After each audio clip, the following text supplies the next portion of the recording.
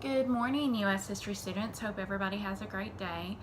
I am going to do lecture over Unit 6.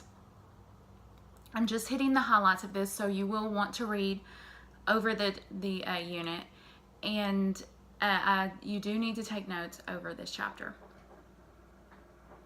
The first thing we're going to talk about is Shays Rebellion. After the American Revolution in the 1780s, farmers were struggling in Massachusetts with debt. The Articles of Confederation left no way for the federal government to collect taxes. So there was no form of money to help those who were in need. Protesters formed because they were putting farmers in jail.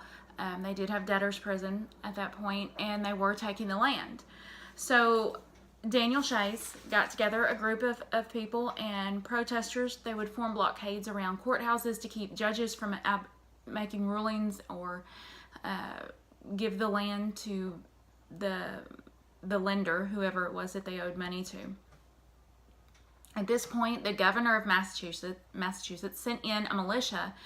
At the very end, there were many who were arrested. Daniel Shays was one of them. A lot of them were charged with treason and actually sentenced to death. But most of the ones who were arrested in the end were pardoned, including Daniel Shays. This Shays Rebellion is where James Madison comes in, saying that we, this newly formed government that we need a strong central government.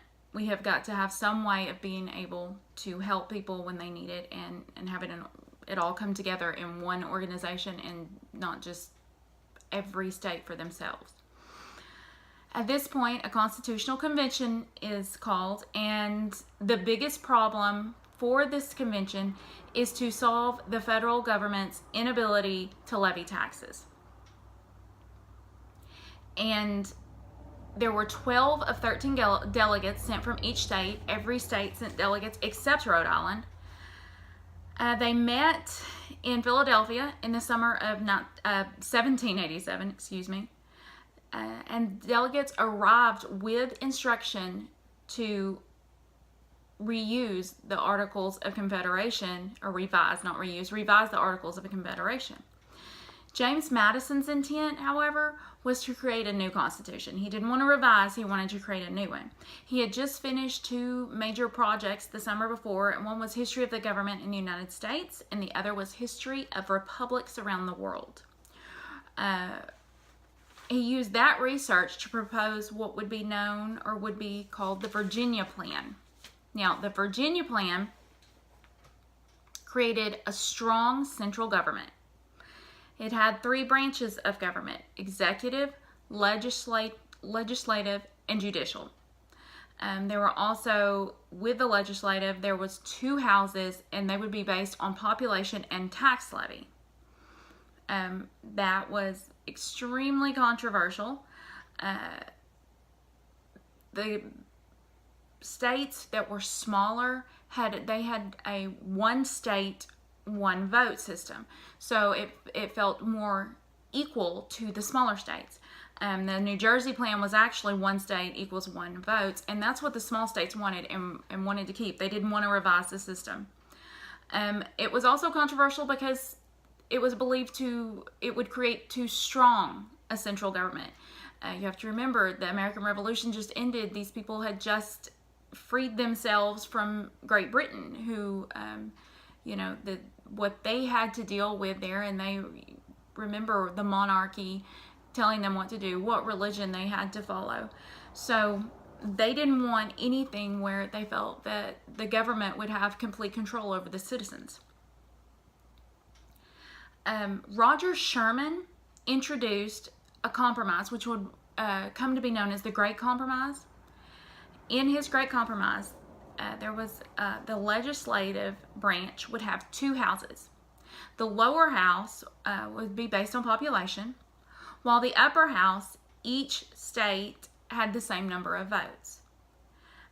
Also in that compromise, slaves would be counted as 3/5 of a person for tax purposes.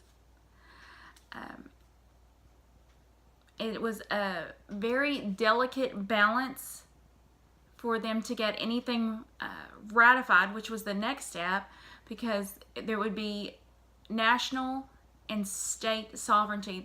You were fixing to see a bunch of people lean towards states' rights, and you will see that even today. There's an issue whether the government should have control or it should be states' rights.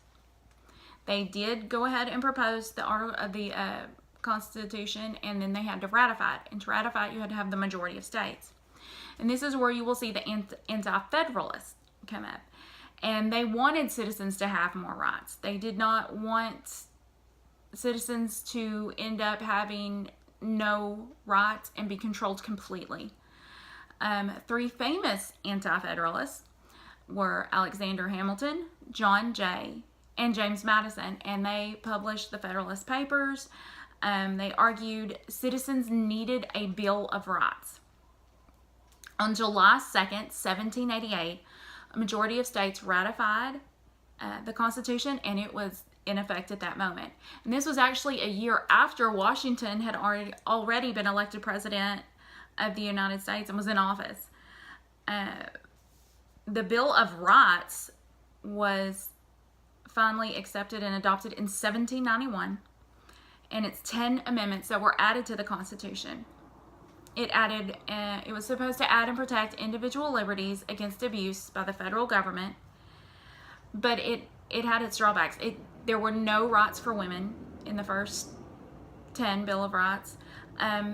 Usually when they talked about voting, it was only white land-owning men who could vote, and slavery was not only condoned, but it was protected by the United States Constitution. Another compromise we're going to talk about is the Dirty Compromise. And this is where New England agreed to protect foreign slave trade for 20 years, and the Deep South allowed a clause to be added to make it easy for Congress to pass commercial legislation. It was a total compromise between the North and the South, and it allowed slavery to continue for at least 20 more years. In Washington's cabinet, his vice president was John Adams. Thomas Jefferson was the Secretary of State, and Alexander Hamilton was the Secretary of the Treasury. Hamilton had to come up with a financial plan, and he had a two-part financial plan. The first one was the national government would assume all state debts. Anything they owed to anybody before the Constitution was in effect would now be national government issue and debt, and it was somewhere around $25 million. The second was he wanted to create a bank of the United States. Now, Jefferson vehemently opposed Hamilton's Bank of the United States. He believed it was unconstitutional.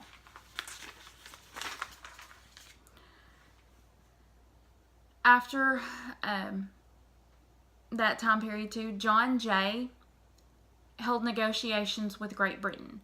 There was a lot of tension that had gone on, of course it would seem, between Britain and the United States since the American Revolution, and they were trying to bridge a gap and get some foreign relations to where they could help and become allies with each other again.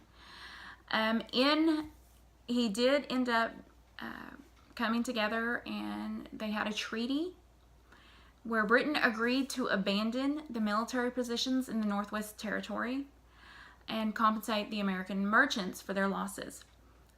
While the U.S. turned around and agreed to treat Great Britain as the most prized trading partner, and they would support Britain's effort in their conflict with France. They would be on Britain's side at that point. This treaty, however, did not end impressment. An impressment is where the government can seize your property for any reason. They can force you into public service for any reason. You don't have say. They just say, this is what we're doing, and you do it. It was controversial, essentially forcing oppositions. I'm sorry, I'm in the wrong part. It was so controversial. It forced the people who were on each side into two distinct political parties. This is where we're going to see political parties forming. and at this point it was the Federalists and the Republicans.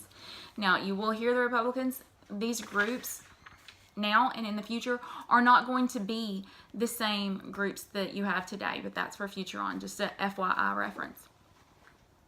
Okay, during the French Revolution, there were fears here over in America that we would have spies or we would have something going on, that we needed to watch our home base and make sure that nothing untoward was happening in our country. So out of those fears, there were two acts that were passed. The Alien Act allowed the federal government to deport aliens who seemed to pose a national security threat.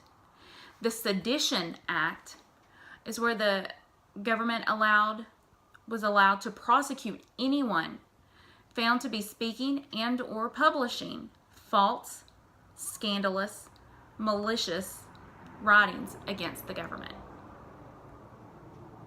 The Unit 6 ends with the election of 1800. In the election of 1800, there is still a lot of controversy going on. There's still a lot of growing pains. We're growing as a nation, so there's a lot of growing pains. Thomas Jefferson is elected president, and the next unit, you will read chapter 7, we'll go on from there, and we'll see how America continues to form and comes into shape into what we are now.